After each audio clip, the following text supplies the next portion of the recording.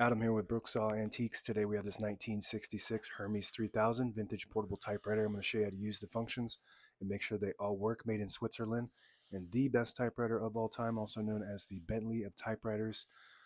This is the second generation. First generation is a curvier shell, all metal, just like this one. And the third generation, they went with a hard plastic boxy shell. All three generations have the same performance, top of the line Swiss engineering. This one has a unique typeface font, so stick around to see that when I get to the print section. Up top is the adjustable paper guide. This helps you guide the page in straight. I'm going to line that up with the edge of the platen, which is the main roller that feeds the paper.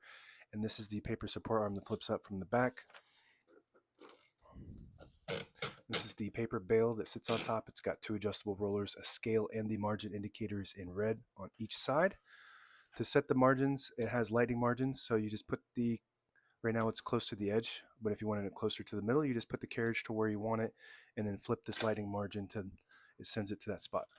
And you can see the margin in red here, and it moves with the margin. If you want the margin closer to the edge, you just hold the lighting margin and push the carriage to where you want it and let it go. So now it's back to the edge where I want it. Same concept with the right side. Right now it's on the edge of the page. But if you wanted it closer to the middle, you just put the carriage where you want it and then flip this switch like that. And it sends it to the spot that you're at on the carriage. If you wanted it closer to the edge, you hold the carriage release, which is the green button here, and the lighting margin at the same time, push it to where you want it, let it go, and it'll send it to that spot. I do want it a little bit closer to the middle, so I'm just going to send it to that spot right there. Very good.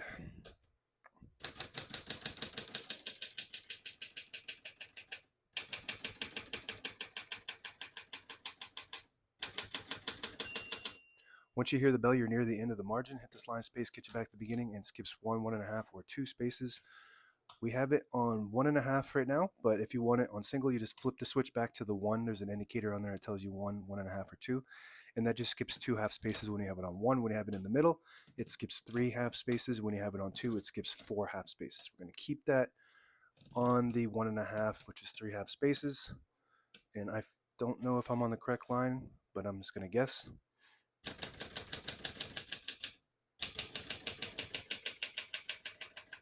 As you can see, all the keys type nice and none of them skip or stick. I'll type a sentence in red on the next line. So that second line, I actually skipped 2 half spaces. On this next one is 3 half spaces. So I'm going to type a sentence in red on the next line by flipping the switch up to the red indicator. It prints the bottom portion of the ribbon, which is red. When you have it on the yellow indicator, it prints right down the middle. So that's best used if you have a solid black ribbon. You can use it 3 times by using top, middle, and bottom. When you have it on the blue indicator, it prints the top portion of the ribbon, which is black. That's what I had it on for my initial key type. And if you have it all the way down, it prints no ink at all. It just leaves a stencil for copying purposes. We're going to move that up for red.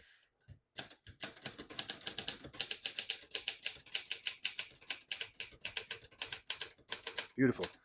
The best touch feel you can get in a typewriter. It's just got beautiful, cushiony response. It's on low touch. I'll get to that section in a little bit. And it still is, you can type basically as fast as you want. Just beautiful engineering. And let's take a look at that font. Beautiful cursive script, 13 characters per inch. And you can see that on that second line, I skipped 2 half spaces. And on the third line, I skipped 3 half spaces. So there's a bigger gap in between. And sometimes it looks better when it's 1.5 skip on the cursive font because it's just taller in general. That's why it's 13 CPI versus 12 or 10 because of the nature of cursive. So in order to fit both red and black ribbons on these, they made it the font smaller. A lot of the cursive script typewriters only have one option for black ink because of how tall it is. It's just too hard to get the red ink to fit. To pull the page out easy, we're going to flip this switch here forward and unlocks the rollers underneath the platen, allowing you to pull the page out easy or load thicker paper like carbon copy or cardstock. Make sure you flip that back before you load the next page, or else it won't load correctly. Going to put this down for now and put the color back on black. Shift on each side and a shift lock on the left. Clear that, just hit the shift button again, backspace on the left side. Very good. Tab set clear on the middle.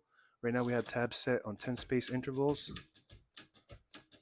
So I'm just going to clear all of them by hitting the all clear. And now we don't have any tabs. but I always like to set one somewhere in the middle so that way when you hit the tab button, it doesn't go slamming all the way to the end, causing wear and tear on your typewriter. So I just hit that tab set button and now it stops at that spot. You can set as many tabs as you want on this, and to clear that one tab, instead of all of them, you just hit the tab clear button. It just clears that one specific tab that you're on. But I'm going to reset that. Margin release on the right. When you get to the end of the margin, there's a mechanism that blocks you from printing. Hit that margin release. That does allow you to type past that all the way to the end. And that's it for the keyboard. Touch control, you got 4 options, 1, 2, 3, 4. The higher you go up, the more tension there is when you hit the keys. You do have to hit the keys harder for them to print, but they respond faster. So you just want to play with that to gauge what your preferences as far as touch control goes. The top spool cover pops off from the back like that, hooks in from the front, all metal, all the brand new ribbons loaded on the left, so it's pulling to the right. If you want to switch that direction manually, you just flip the switch like this to the middle, to the side that you want it to go to. It'll pull to that side. And it has an automatic reverse. When you get to the end of the ribbon, it will catch the eyelet, which is a little metal piece on the end of your ribbon, and swap the direction to the side it needs to go to. And that's it for that section. We're going to put this back on with the front first. 2 hooks go right underneath the levers there, and then it just snaps down in the back like that. Carriage release is the green button, and if you some versions have white knobs and keys, and that would be the white knob. This is your margin set, and this is your carriage lock. So you flip it down and hold it, and it releases the carriage and locks it in the middle. And to unlock it, you have to push it down and move the carriage to the right. This is your paper release. And as you can see, this little piece broke off from this. This is the one of the only metal plastic pieces on this. I don't know why. I think the first generation had metal side panels, but they went plastic on these ones. So those do break off over time, but you can barely tell. Doesn't affect any function, and you can still find these. Some people sell parts if you have one that's completely broken off. Carriage release on the left, super smooth. The Bentley of typewriters, smooth, power, precision. That's your margin, and both sides have 3D printed knobs. So the originals break off all the time. So very common to replace. I replace them almost on every single one that I get. And they don't sell the brand new ones anymore. Obviously, they don't make them anymore. So the only way you can get them, unless you find originals, is to get the 3D printed ones. And it's very hard to get that color to match the keys. So I've actually been able to do that by matching the color, the original color.